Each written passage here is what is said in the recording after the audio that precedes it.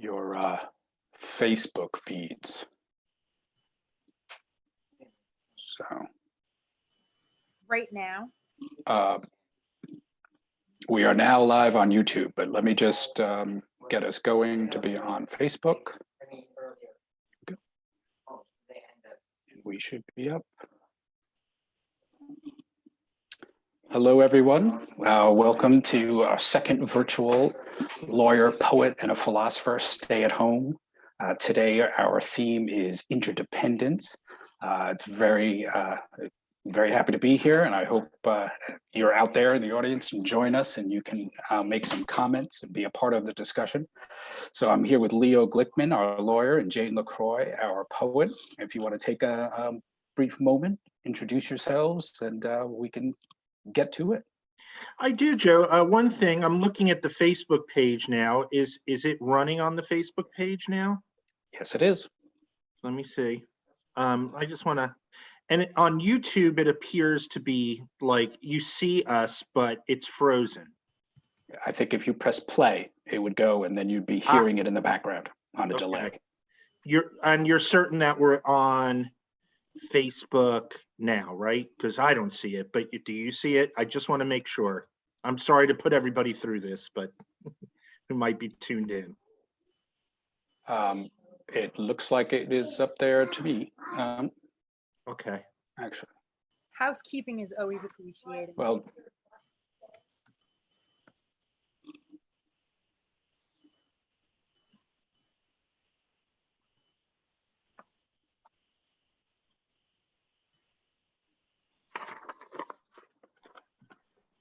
I'll be right back. Jane can introduce herself first.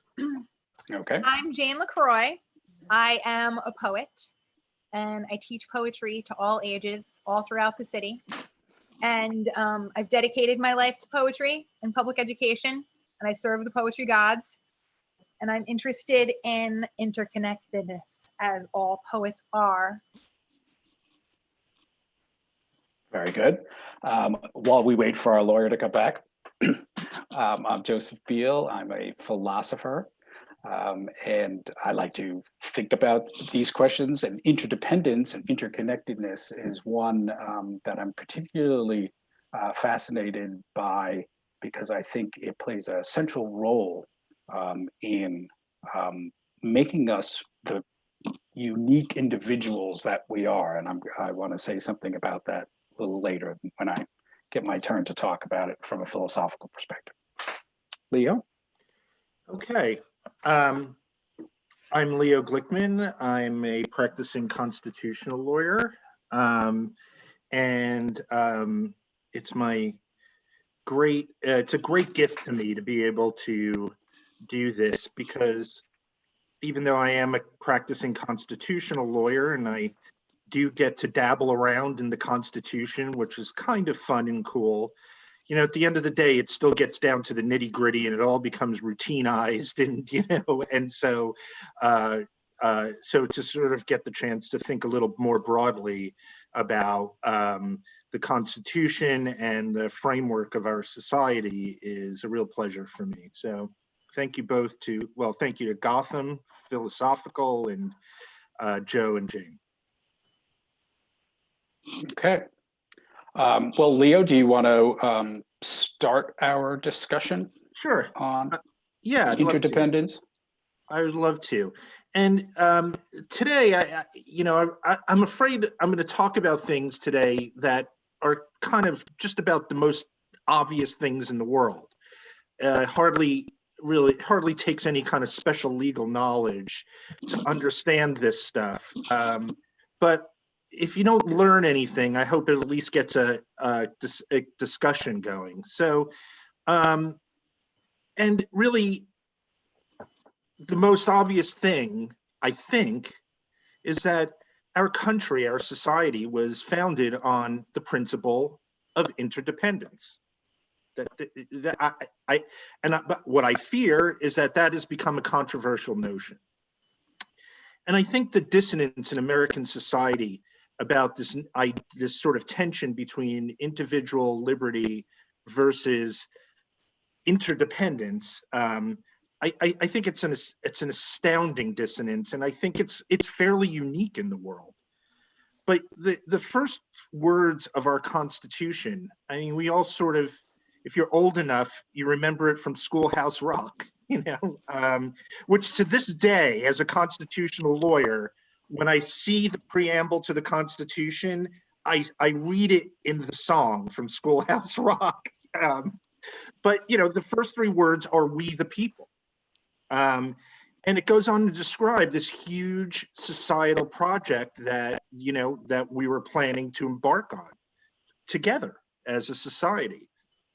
And the next words are, "in order to form a more perfect union."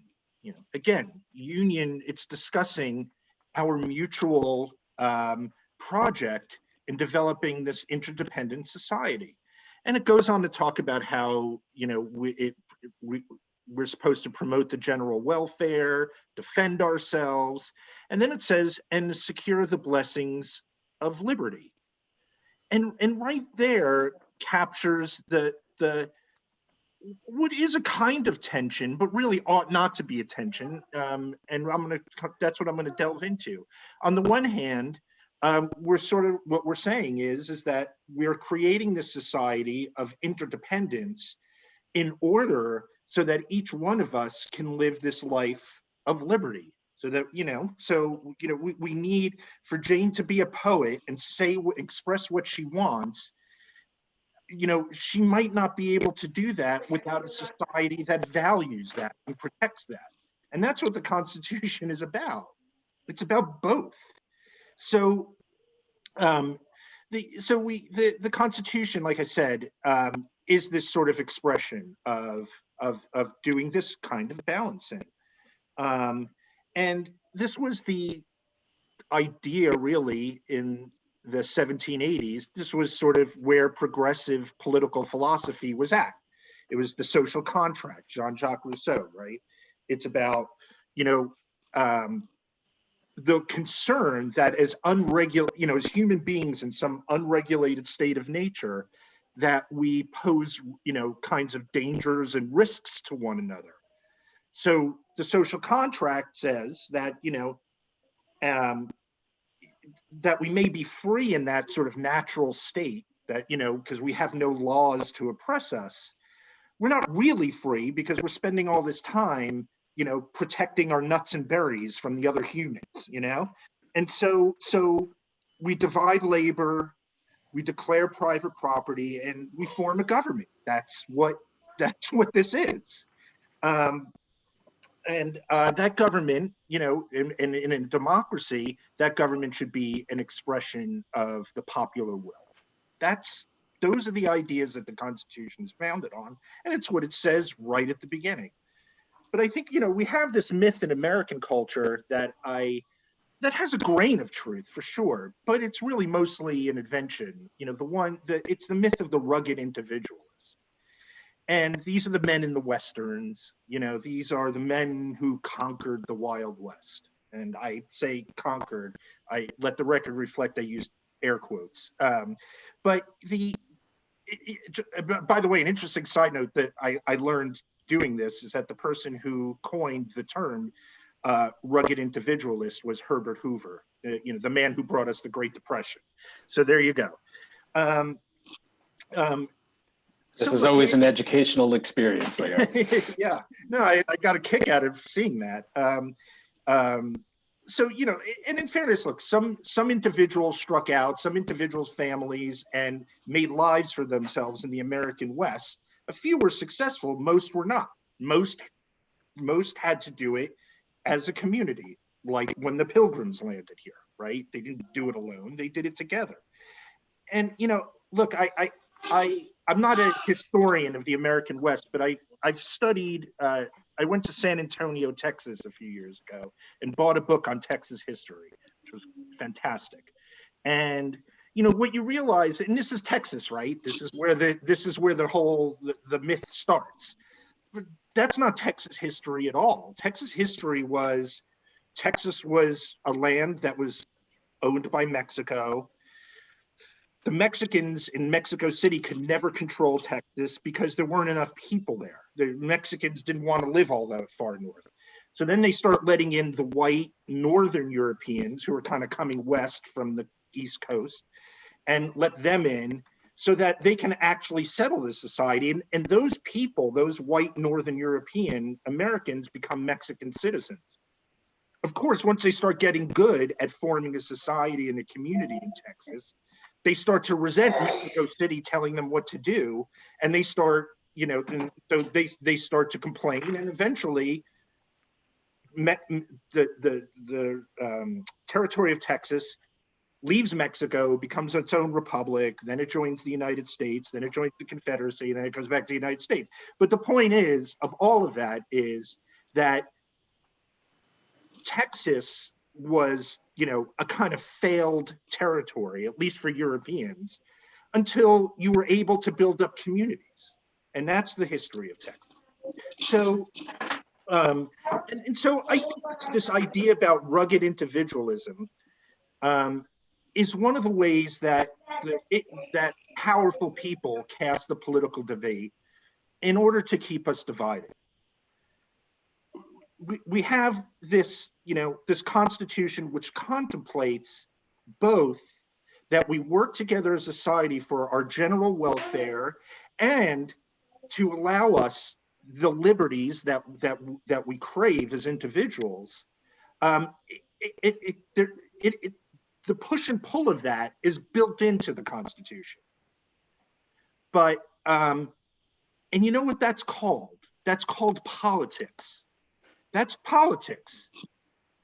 We know that the Constitution neither demands absolute liberty nor a tyranny of total collectivization and personal sacrifice. Right? It doesn't require either of those things. What it requires us to do is sort of to battle out the middle ground between those two absolutes. And it's just and I say that in a positive way. Politics should be a good thing. They shouldn't be threatening. It's just the way that an interdependent community works out conflict and different ideas. But yet, what the politically powerful and what some people just do is use civil liberties, use individual liberties, use the idea of rugged individualism to basically make the political discussion impossible. So, for example, you're either someone who marches up to a state capitol with the Confederate flag and an AK-47 protesting during a health emergency that, you should be allowed to get a haircut, right? Or you're a person who opposes freedom. Like, that's how the debate gets cast. And, it's the same thing we see it in economics, right? If we really think about it, nobody says the rich should pay no taxes, and nobody says the rich should pay 100% taxes. What we're arguing about really is, should they pay 30% or should they pay 50%? And when you take out of the equation the concepts of one side is fighting for freedom and the other side is fighting for socialism, and you talk about 30% and 50%, that's a real debate, but it's not as divisive, and you can actually make progress in a debate like that. But it's not what we do. It's not what we do. And instead, we use the concepts like liberty as a way to discount the other side's arguments, to make them meaningless. And the worst part is that the people who do this, it's usually coming from very right-wing libertarians. And the part that drives me crazy is that these are the people that call themselves the constitutionalists. Like, as if the Constitution guarantees these, guarantees that they will be unencumbered and, utterly unencumbered by the demands of society. So, and when they call themselves constitutionalists, what they're doing is they're cloaking themselves in this in a kind of religiosity, right? It's like, if you read the Bible and think you have to follow the Bible because it's God's word, well, there's nothing to talk about there. If God says there shouldn't be gay marriage, then that's it. It's over.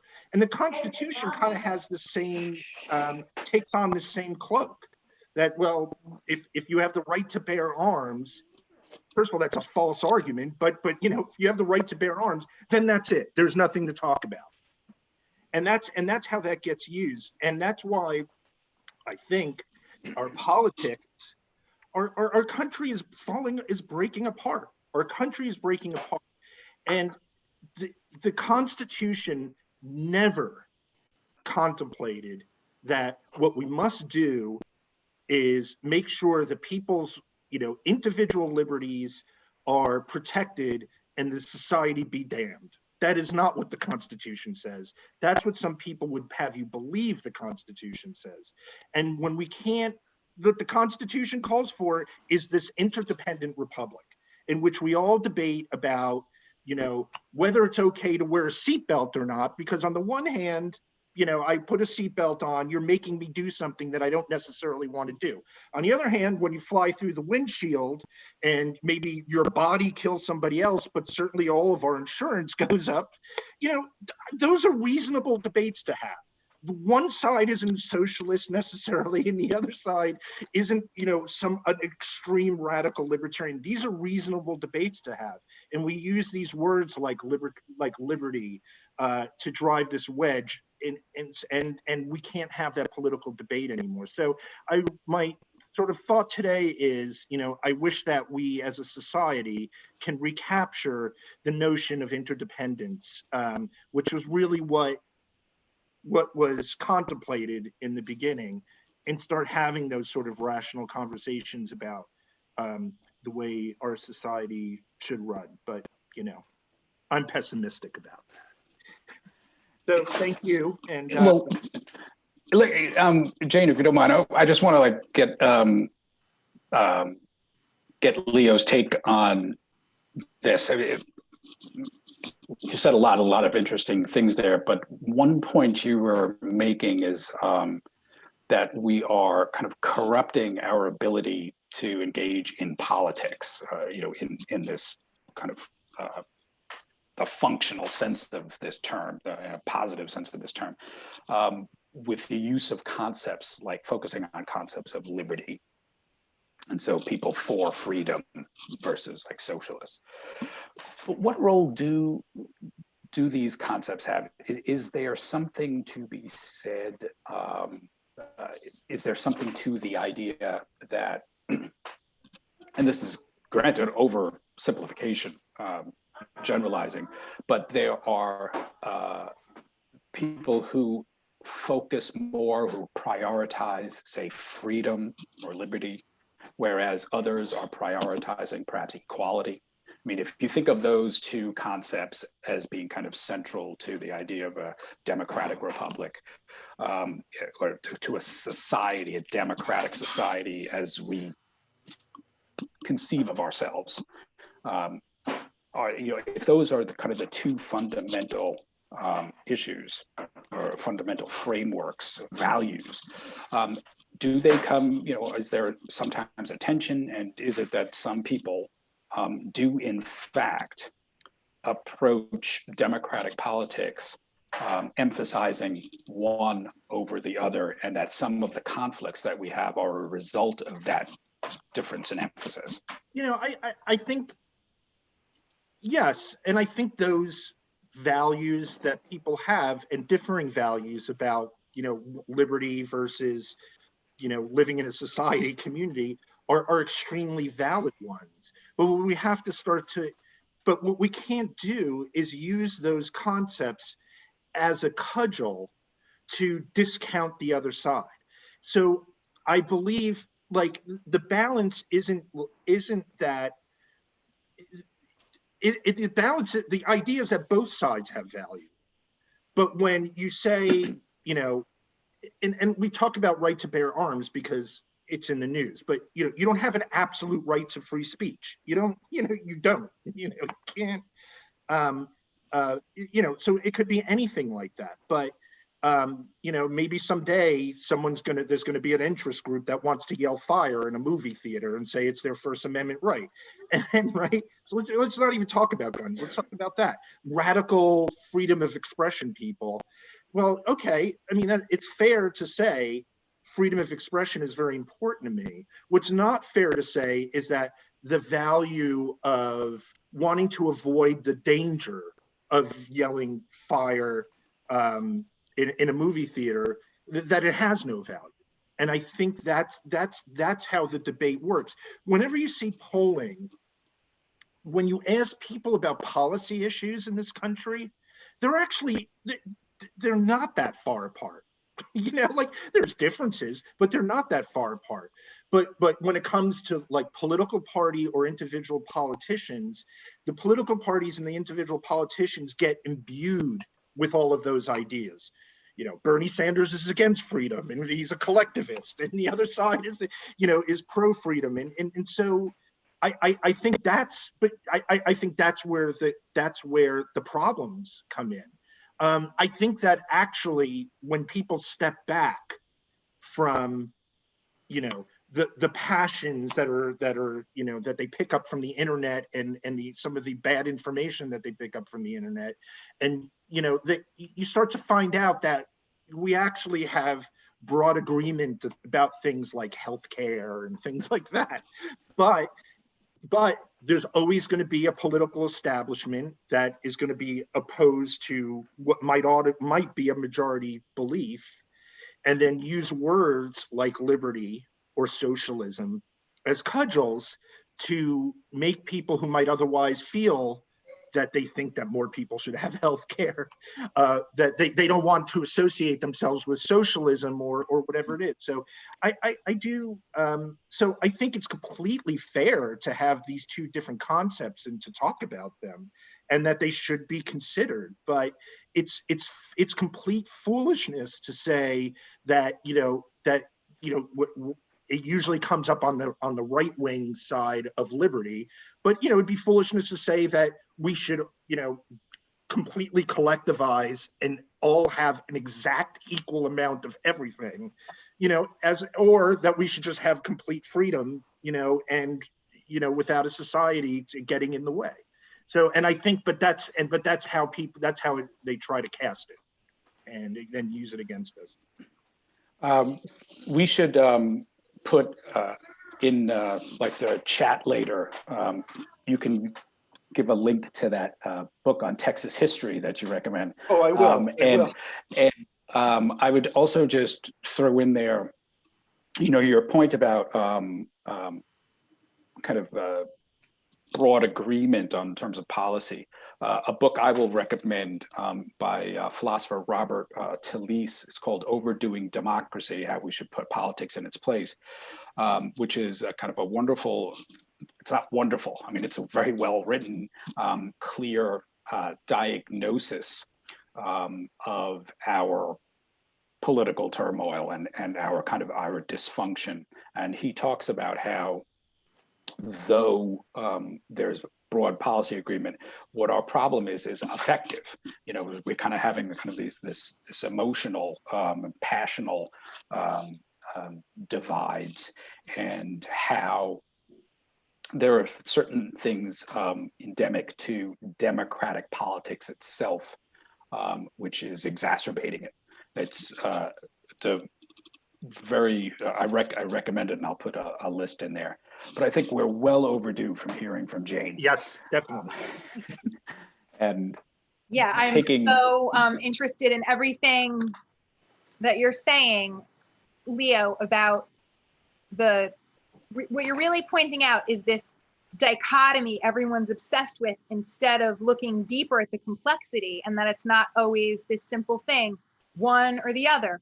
And I feel like that is part of our failure in this country to settle for this two-party system that has failed us, is that it makes that so easy to do. And you're always going to fall to the side of what's the easiest thing to do, even though the result is actually the most difficult outcome. Right. So instead of recognizing the interdependence of everything is, and like that myth of the rugged individual, that really that's why the world fell in love with America, because of this like idea of freedom, you know.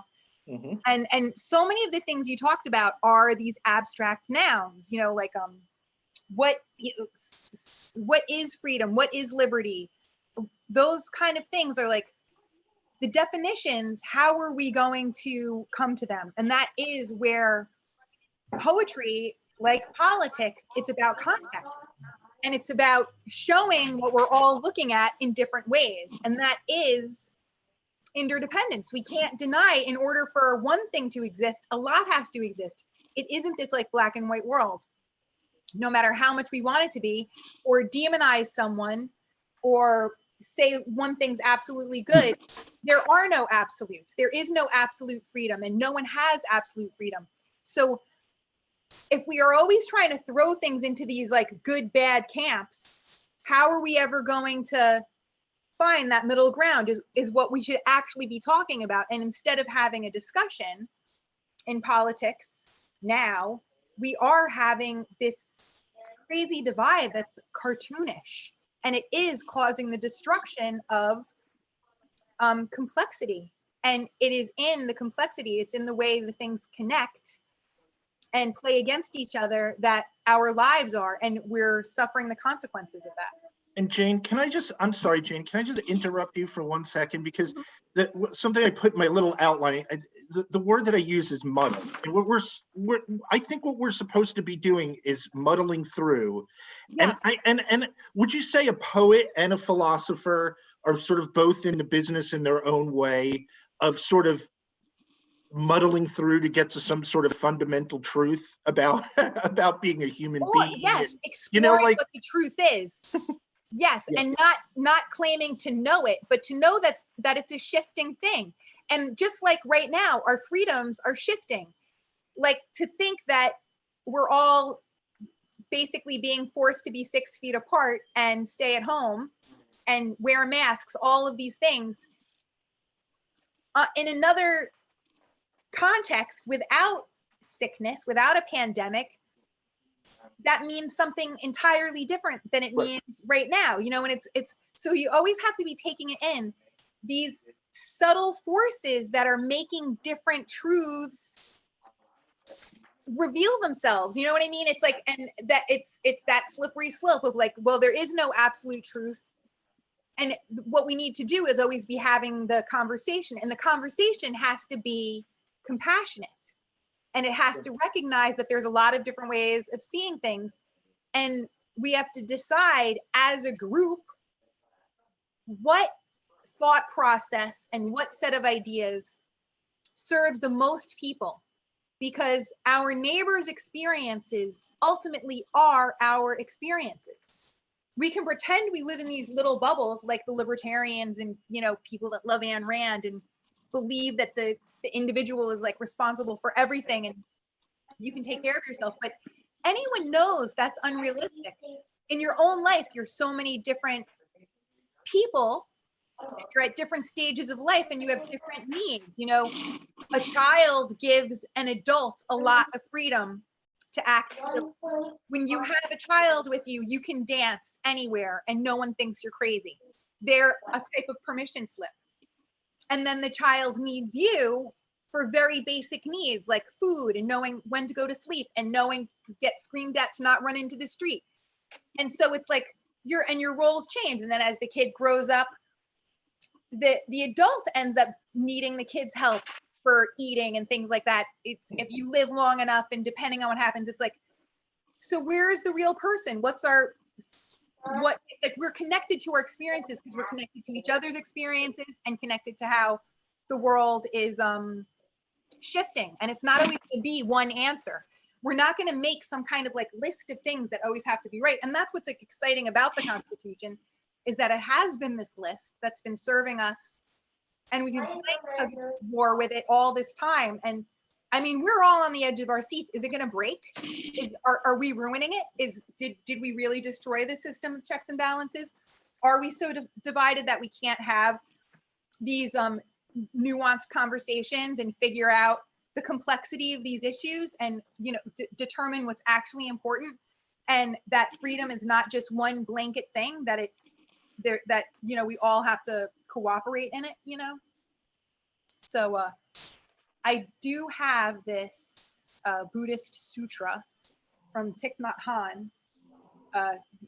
It's a poetic text.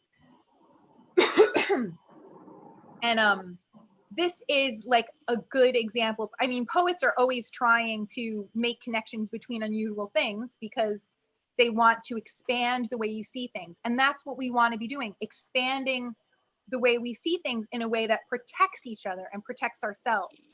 And that's going to change as history changes. And that, I mean, what is history but interconnectedness? It's the story of our connections, right? So here is this sutra, a philosophical poem. If you are a poet, you will see clearly that there is a cloud floating in this sheet of paper. Without a cloud, there would be no water. Without water, the trees cannot grow. And without trees, you cannot make paper. So the cloud is in here. The existence of this page is dependent on the existence of a cloud. Paper and cloud are so close. Let us think of other things, like sunshine. Sunshine is very important because the forest cannot grow without sunshine. And we as humans cannot grow without sunshine. So the logger needs sunshine in order to cut the tree, and the tree needs sunshine in order to be a tree. Therefore, you can see sunshine in this sheet of paper. And if you look more deeply with the eyes of those who are awake, you see not only the cloud and the sunshine in it, but that everything is here. The wheat that became the bread for the logger to eat, the logger's father, everything is in this sheet of paper. The paper is independent of self. Empty in this sense means that the paper is full of everything, the entire cosmos.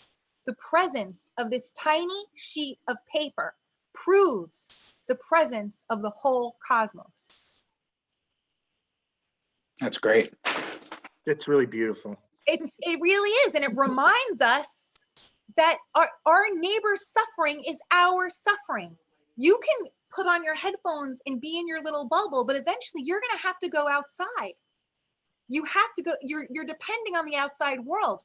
We're all making this dream or whatever. There's that Langston Hughes poem that I like, it's the best American poem ever. The dream of what America never existed. Let America be the dream the dreamers dreamt. It's a work in progress. We're trying to make it happen. The land our forefathers forged was ugly and built on blood and stolen land and stolen lives and slavery. You know, there's nothing beautiful about that. But beautiful ideas have come from the wanting to change that. You know what I mean? And there really is progress. Things have changed and there's a long way to go, but we have to believe that we can do it. And we have to recognize our dependence on one another and our empathy for each other. And that's what's happening right now with the division of our country is everyone's in their echo chamber and not putting themselves in each other's shoes. And it's totally heartbreaking. It's, you know, yeah, I'm terrified. On that note,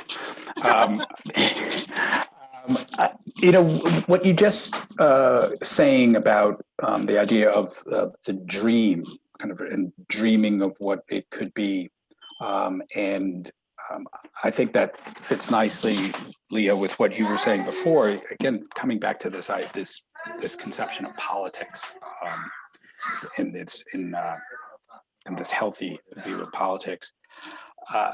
I would suggest, I find that the concept of truth is not particularly helpful here. In some ways, it's a, you know, so you said Leo, is the poet or the philosopher, trying to muddle their way through to kind of a maybe you said fundamental kind of human truth. Muddle for sure, but I tend to think of it much more. I think it is much more helpful to think of this not in terms of trying to get at some fundamental truth or some sort of truth. That there's not an end game here, and anyone is on a correct side. We are making Struggle is life.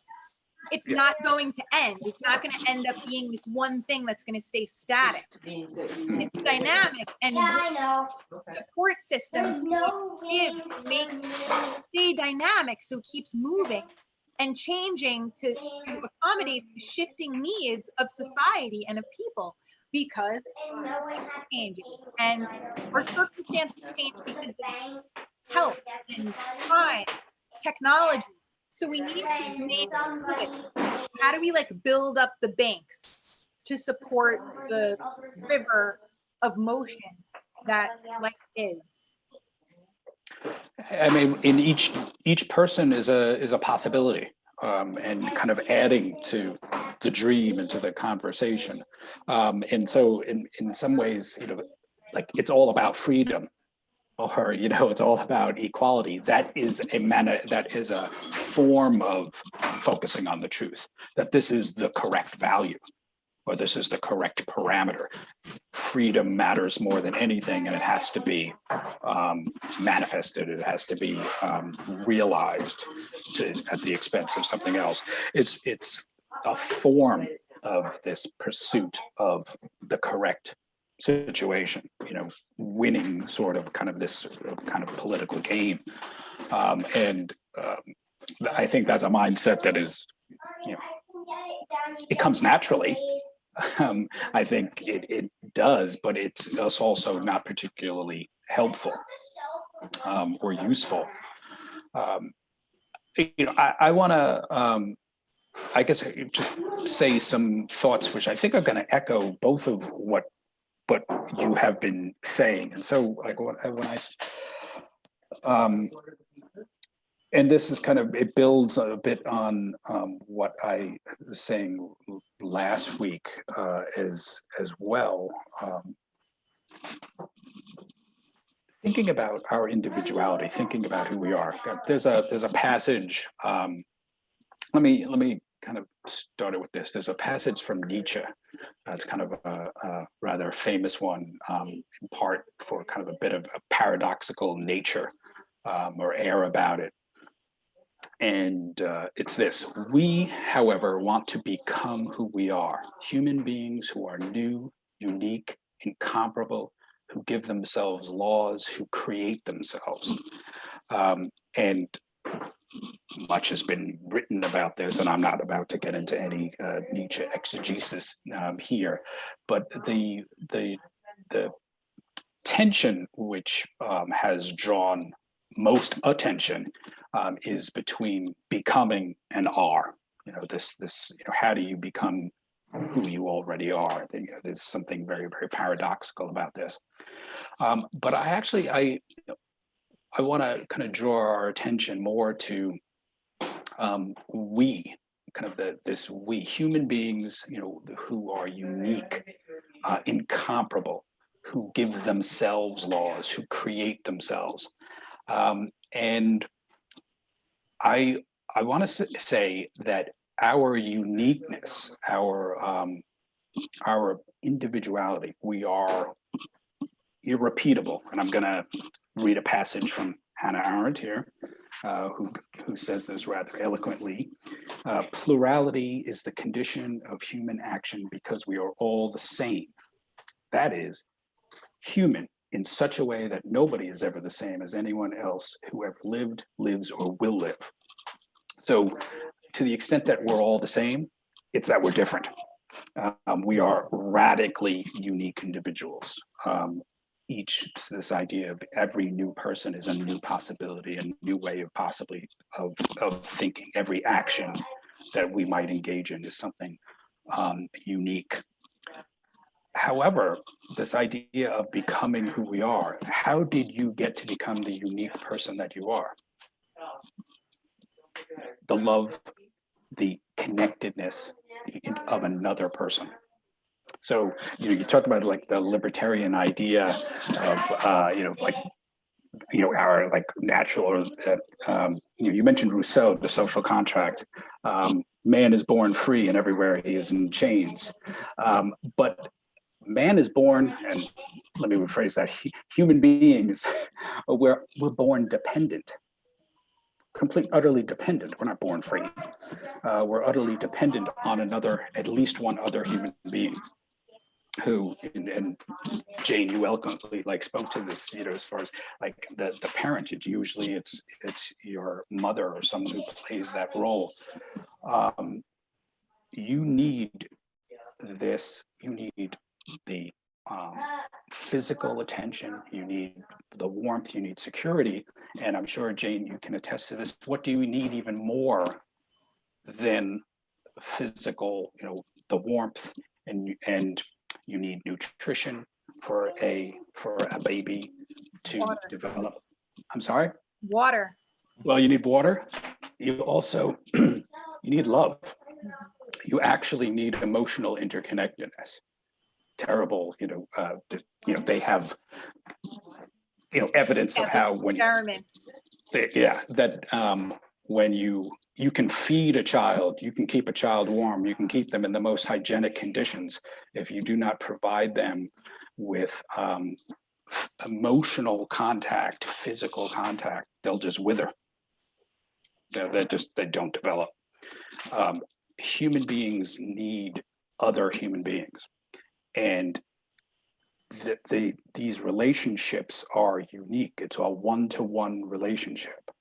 So, Jane and I can certainly speak, we have multiple children, and, you can generalize and say, you love your family, but it's actually, you have a series of relationships that are all kind of unique, and it's interdependent, you're intertwined, emotionally connected. You are shaping this young person. They are becoming who they are, and they're changing you. You're becoming different. And this repeats itself throughout our lives. With each, we make ourselves vulnerable, and we open up to another person, and we become changed. And every day we're different. We keep developing and keep forming through our connectedness and interdependence with other particular human beings. It's these kind of interpersonal relationships that makes us unique. And so you go back to that Nietzsche quote, this idea that we creating ourselves, making laws for ourselves. I think is kind of, there's an interesting thing in that these relationships, these interdependent relationships, they are laws unto themselves. They're these unique normative spaces. The boundaries, what's appropriate, what's inappropriate. Like what we are doing is learning about each other. We're kind of creating a space of expectation. The relationship is governed by its own standards. And as a parent, I have 3 children. Each one of them is different standards. I was disabused a long time ago from the idea of, I'm going to treat my kids all the same. It's kind of utterly impossible, because they're unique individuals, and they change me. So and have less impact, like less control over who or what they are than you think. It's like friends with only children will feel way more guilty about how their kids are, or even way more proud, because they have they do take their influence so seriously. But when you do have more than one kid, you realize your interests, while you're playing free jazz for your kids or whatever, and you're going to make them so cool, some of them are going to glom onto it and love it, and the others are going to hate it. And it doesn't actually have to do with you, it has to do with them. So it's not your fault if, like, you know, I have 3 kids. One of them is not a reader. He can read, but he's not interested in reading. If that were my only kid, I would think I failed as a parent. I would be like, sure, that what have I done wrong? But I know they grew up in the same house with all the same books, with, you know, me modeling reading all the time, but still I have this one non-reader. And then, you know, it does occur to me, oh, I kind of have this husband that's a non-reader. But so, you know, it plays itself out. But we're not so responsible. We don't know. We don't know so much. And the struggle to know and to discover and support something by being torn down by it and being built back up. It really is. I kept thinking of the how you never swim in the same river twice, and how you can never bathe in the same river twice, because you're never the same person. It's never the same river. It's always changing. So how do we, like, support and encourage that? And we're always like, there's this impulse in humanity to not to want to stay the same, to stagnate, to like, this is the answer. But we have to realize it's a different answer every day. It's a different answer for each kid. Each kid's asking a different question, even when they're asking, you know, what's for dinner? What's for dinner? It means something different. You know, one is asking, how much time do I have to do what I'm doing? The other's asking because they're hungry. The other's asking because they really do love to cook and they want to see if there's a way that they can help, or, you know what I mean? It's like multiplicity. It's not duality. It's plurality. It's the struggle. We have to have compassion to see all these things and, like, allow a bigger discourse to happen and stop playing tic-tac-toe, which is what we're doing. You know, I think another element to what I wanted to say, there's this interdependence which shapes us, our individuality, and we become the individuals we are in large part by the influence of other people and the relationships that we're in. But we're not all in relationships with each other, and that brings us back to politics.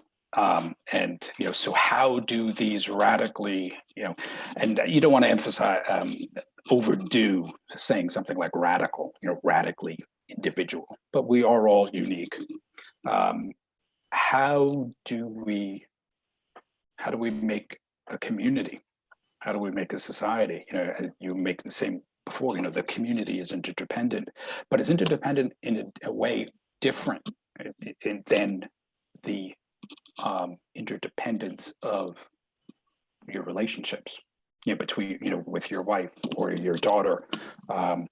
There's an interdependence there, but then there is all of these people. There, you know, there's the town, you know, there's the city, there's, you know, how do these individuals with their peculiarities, with their different perspectives, with their different emphases on freedom or on equality, or who like to read, who don't want to read, you know, how do we navigate that?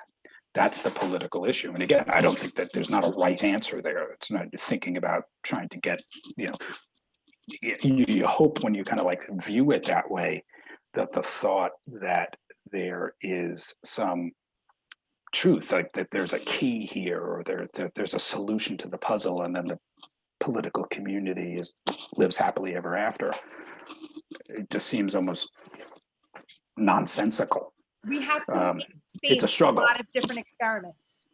It's not like we can just pick one experiment and stick to this one and this one's going to work. How are we going to hold the space for a lot of competing, contradictory things to be going on at once, so that different aspects can fall into different places and be served? It's well, I think the idea of experiments is living is right. And as you used the word before, I think you said, talk about stagnate.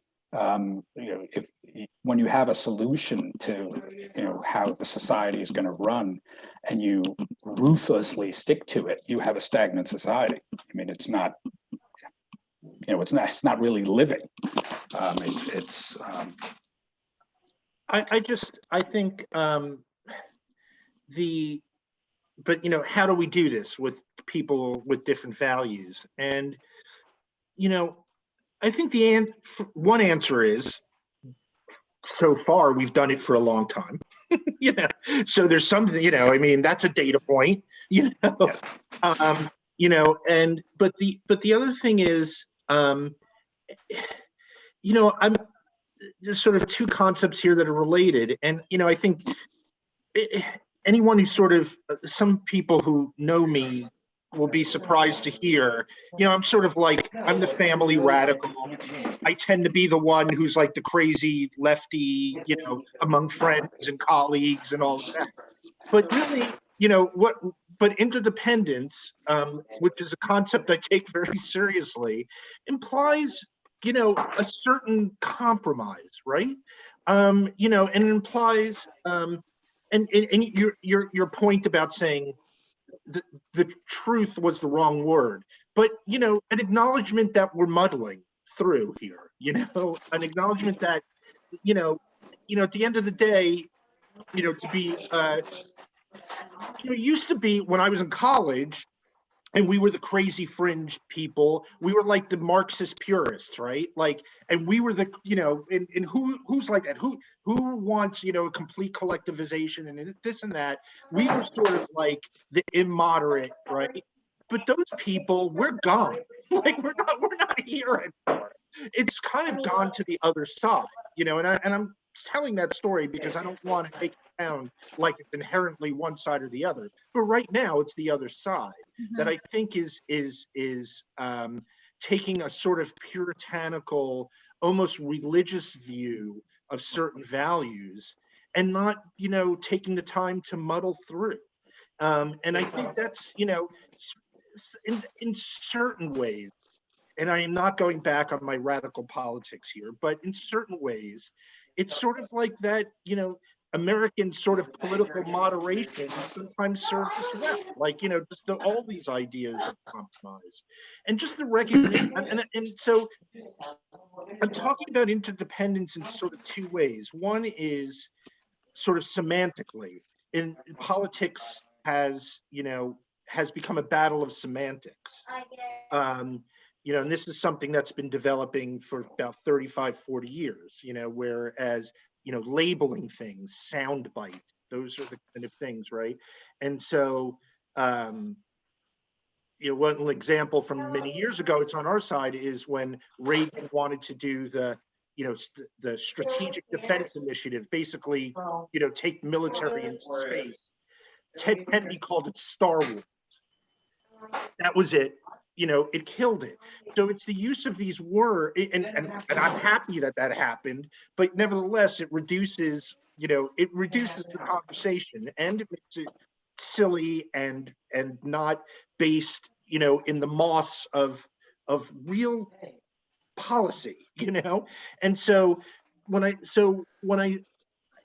when we talk about, when I say interconnectedness, it's the realization, one, that let's stop retreating to extreme labels like liberty and its opposite, which is, tyranny. Like no side is arguing for either of those. Like, there's a tyrannical aspect of what's happening right now, obviously, but it's not tyranny. Right? Like, we need to start talking realistically about that. That's one aspect to the interconnectedness, is a sort of, it's sort of this call to start talking honestly about the values of this country. And one of the, and if we're interconnected and we really care about each other and care about a real debate, then we'll acknowledge our interconnectedness. And so, that's sort of how, I'm looking at this, and this is how I think we can do it. Like, I think there's a possibility here, and then aside from just using it semantically, but the actual acknowledgement that, like, I know sometimes it's hard for me, but that woman in the car telling a nurse to go back to China, she's still one of ours, man. She's still one of ours. you know, and we gotta, and I listen, I'm preaching to myself right now. Like, you know, I'm not, you know, I'm as guilty as anybody else. But, you know, we have to start acknowledging that, you know, and then start trying to reclaim the debate and make it real, you know, and be compassionate about it, which is not my forte, but that's what we have to do. There's a lot of growth going on here right now. This is wonderful. I completely agree, and it just again makes me go back. I think you would certainly appreciate this book, Overdoing Democracy, and where the author is trying to argue that we need to cultivate civic friendship, and acknowledging that woman is, you know, one of us. She's a human being. She's an American. She's got her views, and to cultivate caring rather than civic enmity, thinking that, you know, this is a person who's not fit for democratic citizenship and should be stripped of, you know, the right to vote or something. You know, she can't possibly have a say in the society that I'm living in. It is that sort of attitude which just simply exacerbates the dysfunction of I was going to say political dialogue, but it basically simply makes such dialogue impossible. Jane, I want to bring you back in here. Can I make 2 interjections though first? Just Yeah. very quickly. Sure. These are side notes. One, I was listening to your multiple children talk and about like an only child and guilt that you might feel. And I just want to say that, you know, as the father of an only child, I am very lucky that my one child embodies the perfection that I am, and then therefore I don't have to feel guilty. I've met her. I agree. It's So like that's a number pure, one. it's like a kind of pure distillation of your. Yes, There's and never my any perfection. strife at your house. There's never an ill word spoken. There's never a disappointed face or a tear shed. Yeah, Never. but I feel sorry because the other only parents of only children, it must be hard. And the second thing is with the noise going on in your apartment, Joe, I keep thinking about that guy who was on the BBC talking Yes. about Korea, and his kids walked in to his like little bedroom studio and knocked over the bookshelf and all of that, and which was pretty much the most delightful video of that decade. Well, I'm hoping that the soundtrack is delightful. I was actually kind of deluding myself that no one can hear this. It's not happening. I'm sorry. So anyway, No, go on. I just wanted to. You know, those children. Yeah. So Jane, there's a question open here to Jane. I'm sorry. Oh, well, just if you wanted to, I want to give you maybe the opportunity to say last words. We're at 6:30. We're at an hour. I would actually love to to read an excerpt from "Let America Be America Again" by Langston Hughes, because it sums up really what we're attempting to do with these talks, is to get people to be more compassionate and to take these conversations deeper and, you know, come out of our echo chambers. You know, we've had like a crisis in the media where we don't trust the news. CNN is like Fox. They ended public radio. You know, it's like, who's our news source? That was like, what have we done? You know, thank goodness for the BBC. But here's a little bit of Langston Hughes, like the end of his "Let America Be America Again." You know, and he lived between 1902 and 1967. Oh, let America be America again, the land that it never has been yet, and yet must be, the land where every man is free, the land that's mine, the poor man's, the Indian's, me. Who made America? Whose sweat and blood? Whose faith and pain? Whose hand at the foundry? Whose plow in the rain must bring back our mighty dream again? Sure, call me any ugly name you choose. The steel of freedom does not stain. From those who live like leeches on the people's lives, we must take back our land again. America. Oh yes, I say it plain. America never was America to me.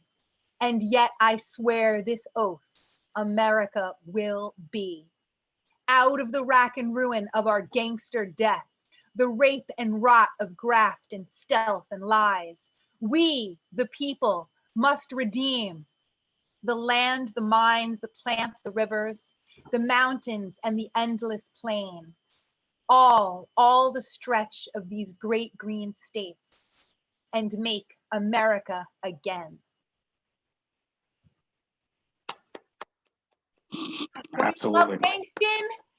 That's it, right? It's a dream we're having. We have to cooperate and have the dream to serve the rich and poor, the have and have not. Because that's all us.